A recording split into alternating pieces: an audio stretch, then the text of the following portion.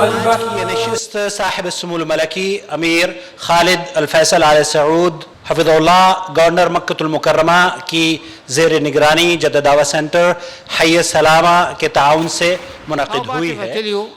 That at the end of the day you will go home with all your sins forgiven. اسلام کہتے ہیں سلام علیک سأستغفر لك ربی انہو کان بی حفیا.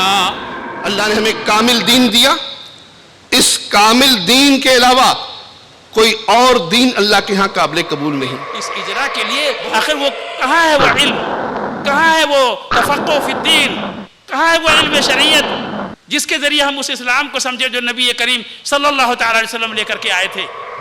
مجھے کیا پتا کہ یا علی مدد اور یا اللہ مدد میں کیا فرق ہے، نہیں جانتا تھا میں. اور جب میں نے تقلید کے پردے کو توڑا اور زنگار اتار دیا تو مجھے رسول کا معنی بھی اس وقت سمجھ موجود ہے کہ رسول اللہ صلی اللہ علیہ وسلم نے فرمایا کہ جب انسان کو قبر میں دفن کر دیا جاتا ہے تو قبر اس کو ایک مرتبہ ضرور دباتی ہے.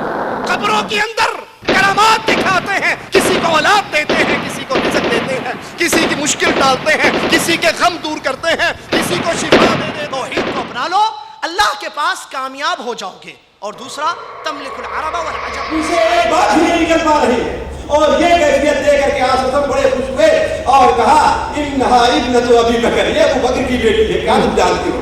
تو عرض کرنے کا مقصد ہے ہمارے ساتھ ہے ابو بکر، جس طرح اللہ میرے ساتھ ہے اسی طرح اللہ تیرے ساتھ ہے.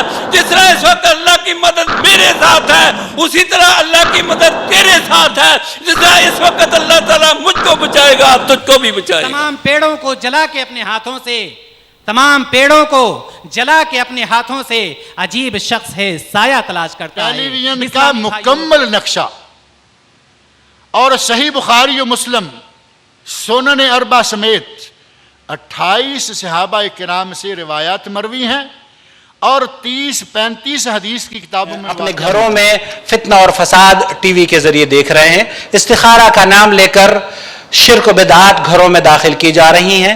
استخارہ کا نام لے کر کہانت کو فروغ دیا جا رہا ہے. ایک تسبیح استخارہ چلتا ہے آج کل.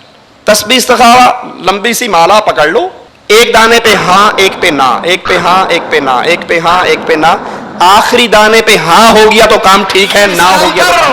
ایک چینل ہے جس پر بی بی استخارے کرنے کے لیے بیٹھے، کہتے اپنی اپنی بوتلوں کا ڈھکن کھول لو. وہ ڈھکن کھول لیتے، یہ دم کر کے سپیکر میں پھونکا مارتے.